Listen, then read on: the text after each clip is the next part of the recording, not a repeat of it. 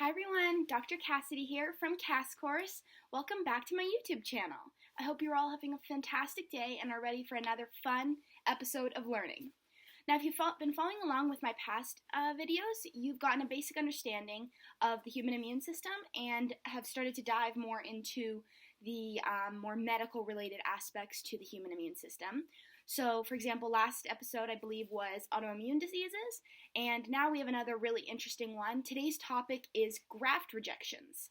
Now, I'm not sure if you guys have ever heard of that, but let's dive into it. So, what are graft rejections? Well, they're a type of complication that can occur post-transplant surgery, where the recipient's immune system attacks the donated graft and begins destroying the tissue or organ. So basically, if a patient is ill and needs a transplant, they receive an organ, but their own body doesn't like the organ that has been given, and the body starts attacking it, which is not good. So this usually happens when the proteins in the donor organ are recognized as foreign, and that triggers an immune response in the recipient's body. So let me explain this a little bit more. So when our immune system encounters a foreign organism, it mounts an attack against it to protect our body from infection. The immune system is capable of differentiating between our own cells and tissues and foreign cells and tissues to keep us safe from any invaders. This is done with a set of genes called human leukocyte antigens. So these code for proteins that are responsible for identifying foreign antigens to the immune system. When the immune system recognizes a foreign body, this will trigger an immune response, and the foreign body will be marked for destruction. Each person has their own set of these proteins, and it's based on their genetic makeup. So if the proteins in the donated organ don't seem to be similar enough with the recipient's body, then the immune system might mark this new organ for destruction. Some recipients will experience something called graft versus host reaction, which is basically just a condition where the mature immune cells that are already present in the donor graft begins attacking the healthy cells of the recipient. This is most common with stem cell or blood transfusions.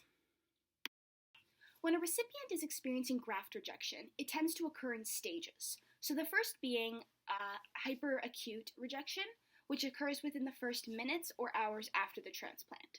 In this stage, antibodies on the recipient immediately do not match with antibodies on the donated organ or tissue, causing an immune response. So to clarify this, let's say I'm ill and I need a kidney transplant. So I go into surgery to get a transplant, and I receive a donated organ, a donated kidney, and I come out of surgery and I start recovering in the ICU, and within a few minutes or hours I start showing signs and symptoms that I am experiencing graft rejection, and that would be because the antibodies in my body do not match with the antibodies in the kidney that was given to me. In the next stage, it's called acute rejection, which occurs in the first 6 months of a transplant.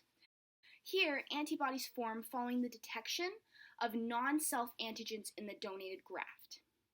If this is diagnosed early enough, acute rejection can be treated by suppressing the immune system, and permanent damage to the graft can often be avoided in some cases. So to clarify this, I would go home from my kidney transplant, and I would be okay when I left the hospital, but within the next probably 6 months or so, I would start showing the signs and symptoms of graft rejection, and when I go back to the hospital to get checked up for whatever these symptoms are, it would be found that I'm having graft rejection in the acute stage. The last stage of graft rejection is called chronic rejection, which generally occurs after a series of acute rejections. And when a recipient experiences chronic rejection, there tends to be a scarring of the tissue or organ received. And unfortunately, as of now, there aren't many other options, and there's no cure other than for the graft to be removed. To avoid the risk of transplant rejection, patients are often given an immunosuppressant drug, which will lower the activity of their immune system, and that will in turn reduce the risk of infection. So by making, for me, let's say I had a kidney transplant, by giving me a drug to make my immune system less active, there's less of a chance that I could go into any of those stages of rejection. So many of these drugs do have risks of their own, such as an increased susceptibility to infection, high blood pressure, impaired renal function, and increased risk of cancer, to name a few. But for patients needing life-changing surgeries, this is often a risk that needs to be taken. Okay, everyone, I think that just about covers the topic of graft rejection. I know this may be a bit of a new and confusing topic, so please, if you have any questions, please leave a comment and I will try to reply to as many as I can. I hope you enjoyed this video, and if you did, please consider giving it a like, maybe even subscribing. More videos will be coming soon. I hope you'll have a lovely day. Peace out.